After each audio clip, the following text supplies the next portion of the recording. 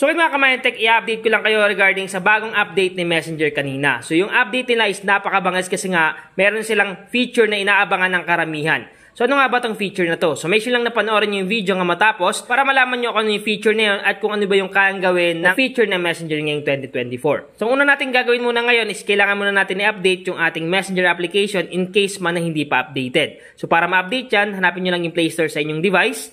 Once na makita nyo na yung Play Store, click lang natin. Then pag dito na kayo sa Play Store, sunod natin gagawin is pumunta tayo sa may search bar or search engine sa baba. So eto yon, i-click lang natin yan. Then i-click lang natin tong search bar dito at i-type lang natin dito yung Messenger. So once na ma-type mo na yung Messenger, search lang natin, click search. Automatic lalabas yan dito. At once na may makita kayo ditong update na nakalagay, i-click nyo lang yung update at patapusin nyo. Para in case man na may mga bagong updates si Messenger, mga bagong features, mga bagong settings na ini-improve sa application, is magkakaroon ang inyong Messenger app sa inyong device. So once na tapos na kayo mag-update, sunod natin gagawin is i-open na natin yung Messenger application. Click open. Automatic mare-redirect tayo sa ating Messenger account. Ngayon, napakabagas nga kasi kitang-kita kagad dito yung bagong update nila. So kung mapapansin nyo dito, meron ng Ask Meta AI or Search. So, ibig sabihin lang, yung inaabangan ng karamihan na Meta AI is meron na sa Messenger natin. At kung makikita nyo sa may baba, nakalagay dyan, Meta AI. So, ito yung bagong update nila na talagang napakabangis kasi nga, pag meron ka nito, parang meron ka ng super tool, napaka-powerful nitong feature nila na Meta AI. Kasi nga, pag meron kang Meta AI sa inyong Messenger, para ka na rin may search engine dito. So, pwede ka na magtanong ng kahit ano at automatic, kung kaya nilang sagutin, ay sasagutin ka nila. So, napakabangis. Ngayon, subukan natin yung feature nila na Meta AI. So, i-click lang natin itong Meta AI dito. Click natin. Pag click mo yan, ito yung lalabas. Nakalagay dyan, Meta AI with Llama 3.2. Then, nakalagay dito, Ask Meta AI Anything. So, ibig sabihin, kahit anong itanong mo, pwede mo itanong dito sa Meta AI. So, ngayon, subukan natin dito magtanong. Kunyari, itanong natin dito, paano magluto ng adobo? So, sample lang naman to para malaman lang natin kung talagang sasagutin nga ba tayo ni Meta AI. So, click lang natin to dito na message. Then, itanong natin dito, paano magluto? Tingnan natin kung pumapasok yung tinatype natin. Paano magluto ng adobo?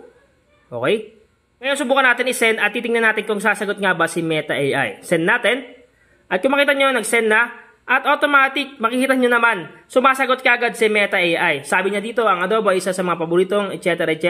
So yan, makikita nyo yung mga sangkap lumalabas dyan. So napakabangis talaga kasi nga nagtanong lang ako sa kanya ng paano magluto ng adobo. Automatic, mga sangkap, paraan ng pagluluto is andyan na. Mga version at mga tips, so napakadaming sagot ni Meta AI. So kahit yung tanong ko is Tagalog, which is paano magluto ng adobo, automatic sasagutin ka ni Meta AI ng Tagalog din. Ngayon subukan po natin ulit magtanong dito sa Meta AI. So subukan natin, click ulit natin itong message dito. Ngayon subukan naman natin dito magtanong, uulan ba?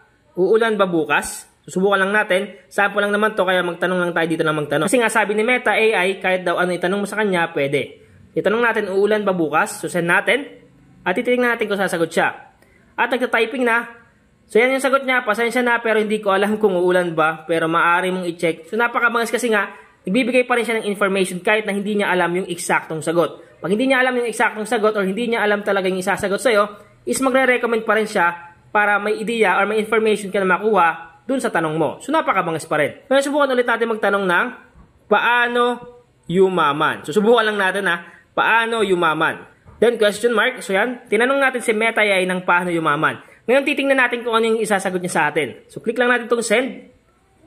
Then, nagta-typing na siya at aantay natin. So, yan, nagre-reply na siya ngayon. Sabi niya, yumaman o yumabong ang salapi ay hindi lamang nagmumula sa pagkakaroon ng malaking kita or pagmamayari ng malaking negosyo.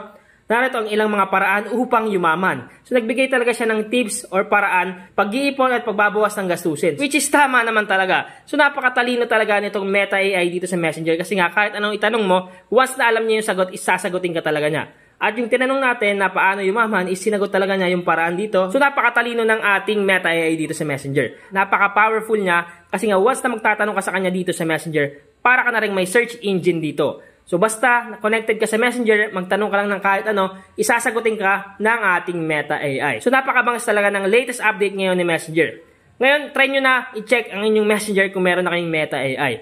Ngayon, pag wala kayong makitang Meta AI, ang gagawin nyo lang is i-update nyo lang yung inyong Messenger. Then, pag wala pa talaga yung Meta AI sa inyong Messenger, walang problema. Ang gagawin nyo lang is mag-antay lang kayo kasi nga, ina-update pa sa lahat ng device yung Meta AI na feature. So, kung na-update ka ng vlog ko ngayon, pakishare naman ang aking video sa inyong mga kamag-anak, kaibigan, tropa, kapamilya at kahit ano mo pa yan. I-share mo din sa kanila para malaman din nila yung latest update ng Messenger na Meta AI feature. Kung hindi ka pa nakafollow sa aking bagong Facebook page, pakipollow naman yung aking Facebook page na Mindtech. Pakifollow naman para lagi kayong updated sa mga bagong posts and videos na ipopost natin sa YouTube and Facebook page natin. Sana nakatuntong vlog ko ngayon. Once again naman, Tech PH, thank you and God bless all.